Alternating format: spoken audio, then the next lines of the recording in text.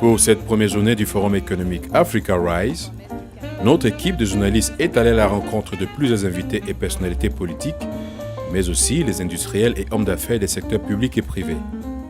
Ils répondent aux questions de Brussels Information Press Media. Christian Missia, Emmanuel Touré. Ce forum, que pensez-vous de cette initiative? Une très belle initiative que nous saluons et encourageons. Nous pensons qu'il est en effet important qu'on développe des partenariats économiques et d'affaires entre la Belgique et l'Afrique.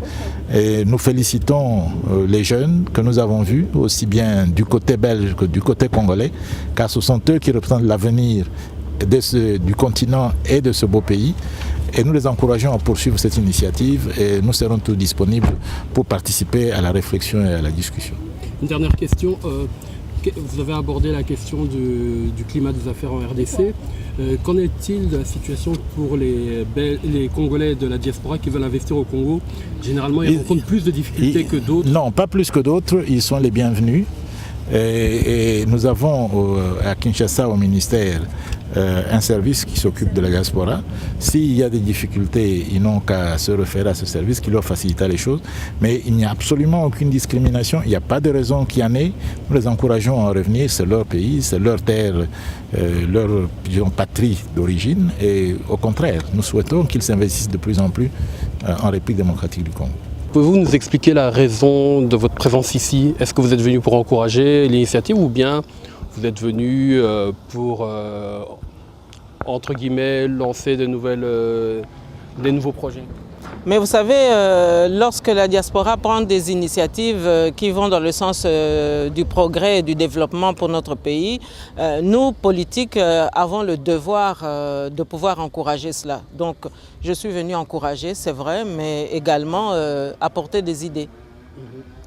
Vous êtes l'ancienne ambassadrice de la République démocratique du Congo en Belgique. Quelle est votre vision de la collaboration entre ces deux pays, ces dernières années en particulier, et au niveau de l'apport de la diaspora congolaise dans la mère patrie?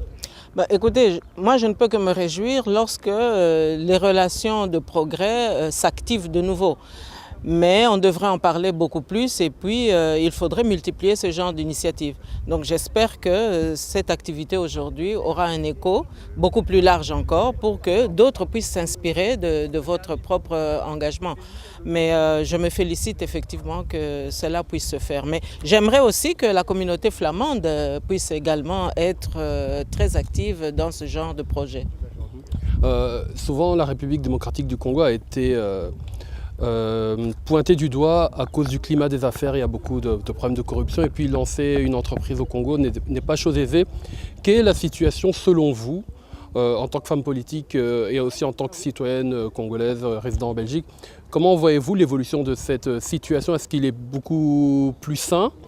Y a-t-il encore des défauts et quels sont-ils surtout?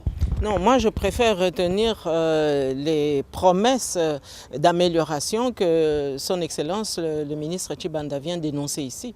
Il a clairement expliqué que le climat juridique est nettement amélioré et que les investisseurs sont encouragés à venir dans notre pays. Ce qui veut dire que de telles initiatives sont tout à fait bienvenues et croyez que nous devons tous, pour que notre pays aille de l'avant, collaborer dans le même sens. En tous les cas, ma présence ici, c'est pour encourager justement ce genre de projet.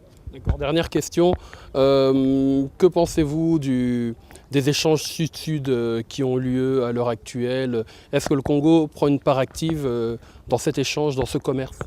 Mais bien entendu, je crois que pour que notre pays puisse effectivement asseoir des bases solides pour un développement durable, les relations sud-sud sont nécessaires et je pense que j'ai relevé ça aussi dans l'énoncé du ministre des Affaires étrangères qui a bien montré que l'avantage du Congo c'est d'avoir 9 voisins au moins et que c'était un atout absolument considérable pour que notre pays aille de l'avant. Donc les initiatives sud-sud sont à encourager, à promouvoir et je pense que vous allez dans ce sens-là. C'est une très bonne chose.